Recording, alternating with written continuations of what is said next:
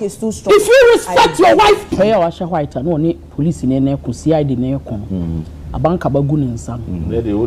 The bus second born em so na me buy yepe. It means that the first born one aka na asem. Ye wura ya abanka bagu ninsan. Baby why no no? Hopeson. Yes. Ni din no no. Sa na mo de man enti ni din no no. Okay. Ni mrebo man nkola ni di matampa anya asem keto de me numbers. Mo mo threaten me mo ye videos. One day wura ya de ni ko ya asem na me kan. Wura kan wura ya body. Dey you ni TV so ha abanka bagu ninsan. Emema bebre na na wo. No asaka say matena aka na asem. And we dey ka topic no ntimi body dia bayam dance for ana boa. Na wo body dia na ada. Wura Hopeson. Ya dey whole almighty airport man no. Na asem na me kan. Say yesoma o mo ye nipa miensa. No mo ko to dynamite. E to water region. On say bia say onyansa na ye wo obi onim nyansa ni diem. Ma de ni diem aka ho.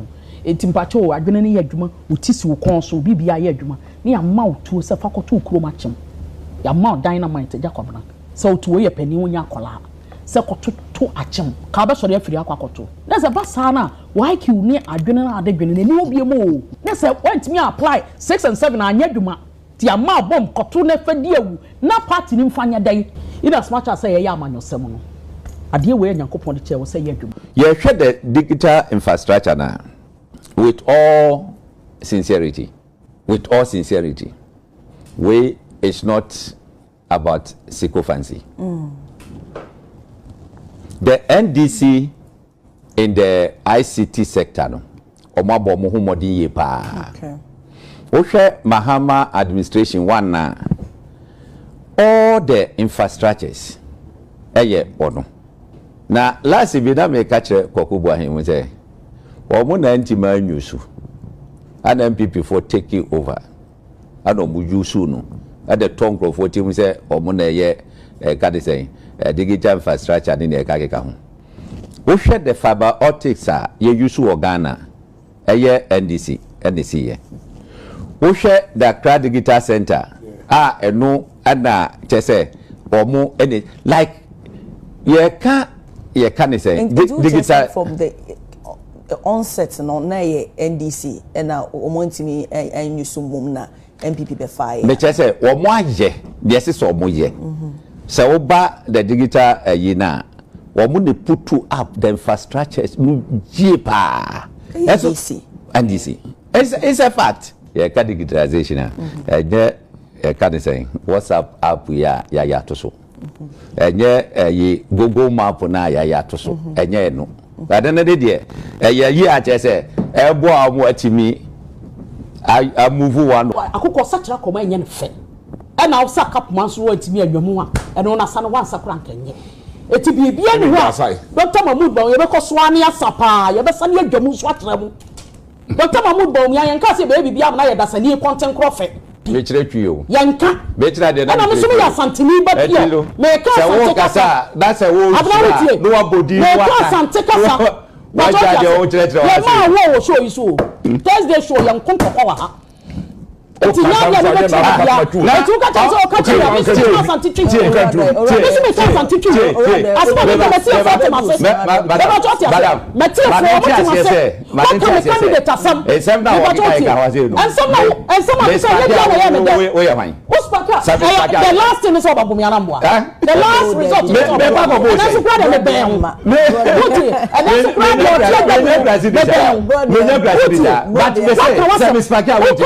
was quiet. I was on my phone.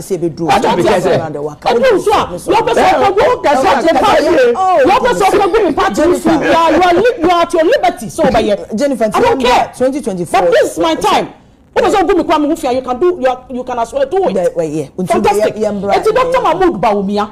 Oyebi digitalization NDC for including NDC for any content crophobia aka ekwa bona baso so oyebi no and then bibia ye bia assemble po assembly obi bona pokwa ku ya wasambalo po bi e mu e nkonfo be app onu wo bi red onu bi bi do red asidanka red me no say edio no ga bi was say mo tena tan ye say ene NDC no wa be What's it? 20 years. Many fancy. Abemu NPP. The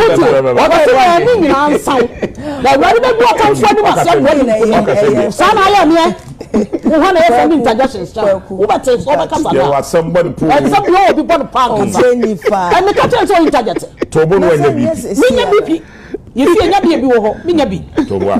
Catching a ward. Oh, do my yen. Said you know what do my yen. John said talking cricket trunk with your tongues. And the suck up myself. What can I say you? What can I say? You're not Bamuno. Mamma, Yabu today. Ready man in Casa. That's no. Ever from my house when you're tired. Ever from my house. That's no. Let me catch you. I trade you in community. You trade who? I trade you.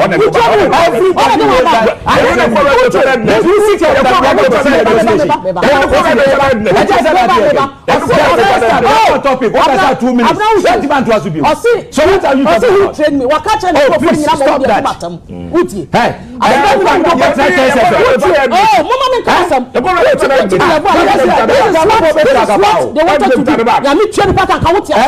Look at look at training me. Look at it. Fair enough, footy. Look at it. Also not training me. Fair enough. Everybody watching knows that Hopeson Adorye. Training obi. Nas that come ready. Nipa ni share dear come. No upgrade no work do baby. I was so crank out so share the panel. A same I can't have many panel. No one will say. A 2 now the Buamano. Ah, now this is all. And I'm a cassette. So be who now bear no baby. Walk to one more. Yet national television. Let's yes, I do not marry walk to planting. How?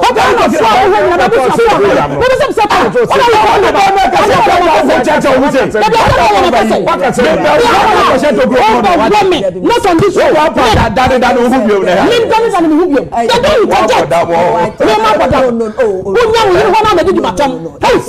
If you respect your wife, respect her.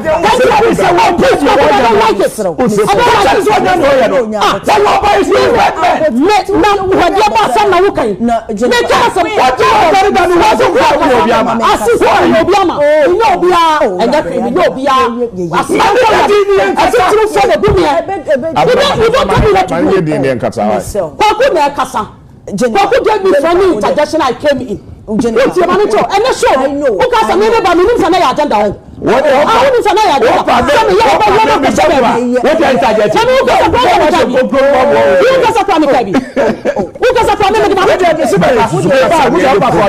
Jennifer, and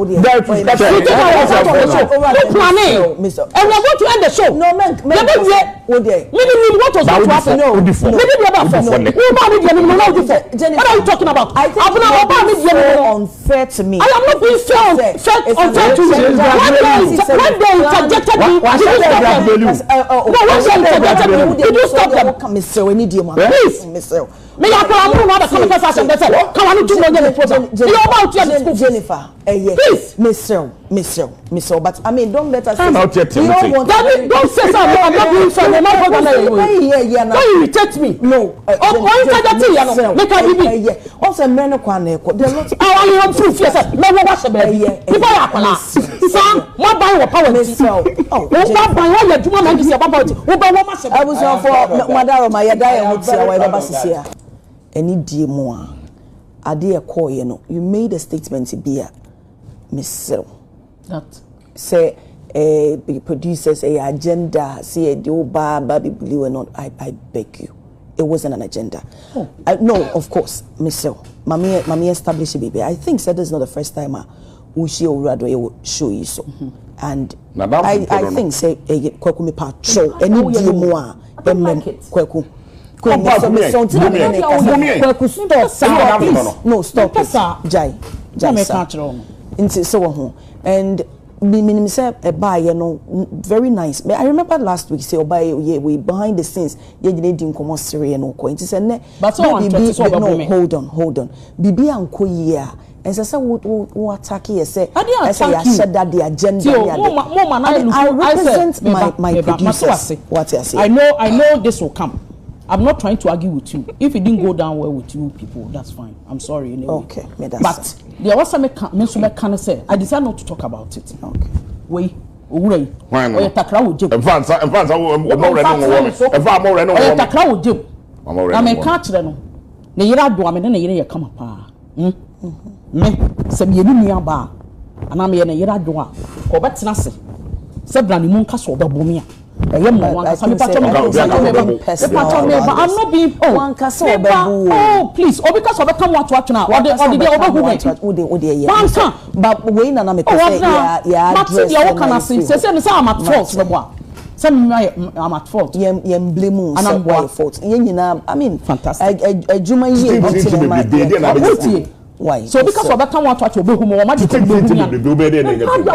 me ope wo free he fa ni free kumase me padia wo ye no ye takra wo jem ani ba bia wo te no ye takra wo jem ade ba ko ne say may your I respect me viewers I respect obi I respect one production team enya me first time am eba show so I've been on this show for so many years me fa bibia ye tena he me nana kwaku ya ye show yi ukra de bia say behind the scenes ye be start here.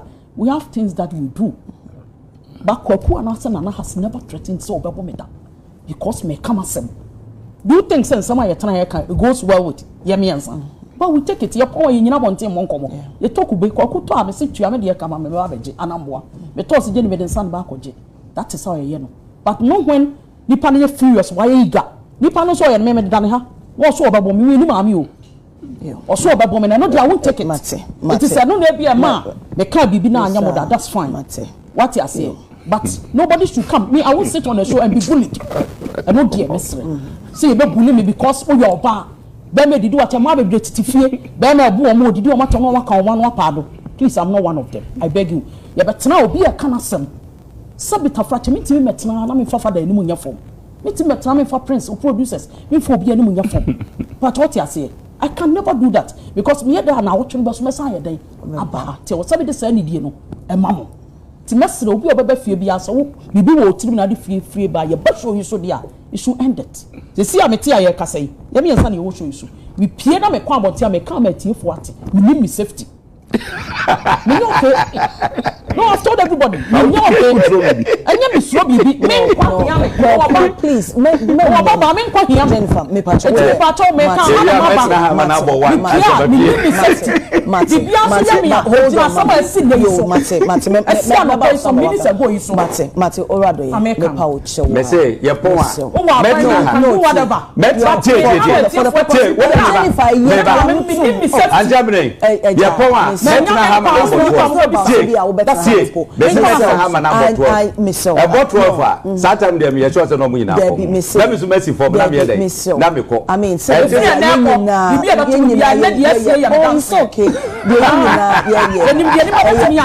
Jennifer mama nka say you na ye busuya ba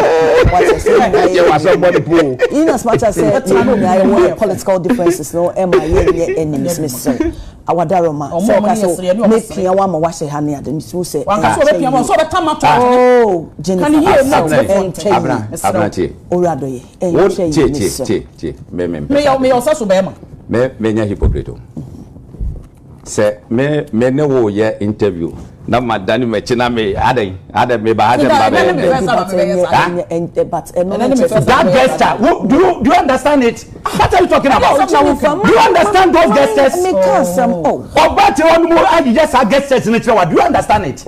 And you want me to take it cool? What are you talking about? But I don't think so. What are you talking about? I don't think so.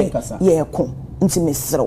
That shouldn't warrant say obiantime pia wakana asem wo say why statement or blackmail mu no wo say mompe wo say watwe asan in some not the to aso no ye inconsequential and you don't come to me and say didn't you see say action better than a reaction aba yes. What are you talking about? Size we are coming to teacher until we need to say one can ye say piano actually what to the yes I don't know me say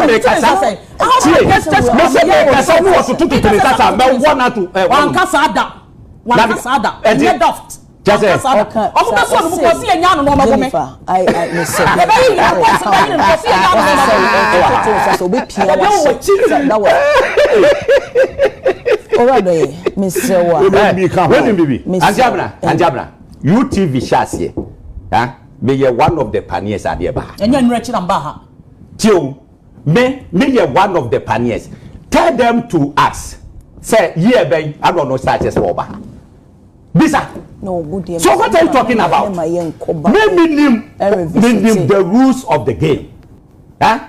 Mr. Tesa Metra Radio Supercasa was March 2008. March 2008. Consistently up to now. What are you saying?